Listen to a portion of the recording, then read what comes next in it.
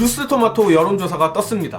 충격적인 건 20대가 40대를 제치고 윤두창 부정평가가 가장 높은 연령대로 올라왔습니다. 저번 주는 진보 237, 보수 275 표집이었으나 이번 주는 진보 212, 보수 303으로 보수 초결집에도 충격적 수치가 나왔습니다. 말씀드린 대로 이번 주 뉴스토마토 여론조사 윤석열 국정운영 지지도는 20대에서 잘못하고 있다가 69.7%를 기록하며 40대 67.6%를 앞질렀습니다.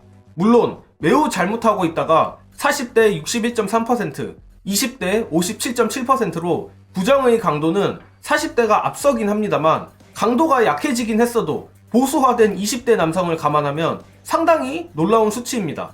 이는 이젠 개혁신당으로 확정된 이준석 신당 탓이 큰 것으로 보입니다. 20대에서 이준석 신당 지지율이 15%, 30대에서 11.5%로 다른 연령대에 비해 압도적으로 높았는데 이준석이 본격적인 반윤 보수를 주창하면서 윤석열 약지지층 20대 남성들이 대거 이탈한 것으로 생각합니다. 그리고 이번 조사에서 아주 재밌는 문항이 들어갔는데 제3지대 통합신당 간판 적합도입니다. 여기서도 이준석이 20.9%로 이낙연보다 앞섰습니다. 세부 지표는 더 황당한데 이준석이 제3지대 통합신당의 간판을 해야 한다는 답변이 총선 민주당 지지층에서 23.9%로 가장 높게 나오며 이준석은 민주당 지지층의 지지를 받고 있습니다. 그리고 총선 국민의힘 지지층의 24.2%가 이낙연이 간판을 해야 한다고 답변을 했는데, 즉 제3지대 통합신당에 대해선 양당 지지층들이 역선택 눈치 싸움을 하고 있는 판국입니다. 실제로 총선 지지정당을 봐도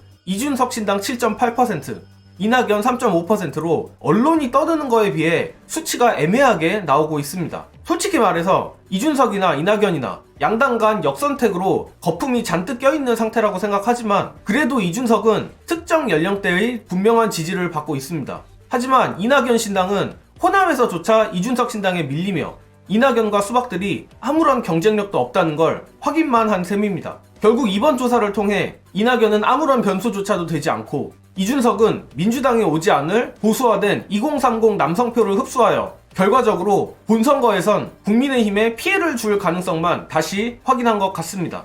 한편 이낙연과 상식돌이들이 민주당에서 나갔지만 이번 총선에서 공천을 목적으로 경쟁자 제거 및 자기 장사를 하는 자들이 여전히 남아있죠. 대법원에서 무죄까지 받은 정봉주 전 의원에게 성범죄자 프레임을 씌우려 하는데 이들이 긴장 좀 해야 할 것 같습니다. 봉도사의 사이다 대응 보시고 이어가겠습니다. 성추행 미투는 대법까지 완전히 무죄가 됐어요. 다만 제가 이제 프레시안한테 너네 어떻게 이렇게 사실이 아닌 걸 보도하냐, 돈 한 10억 가까이 내놔라.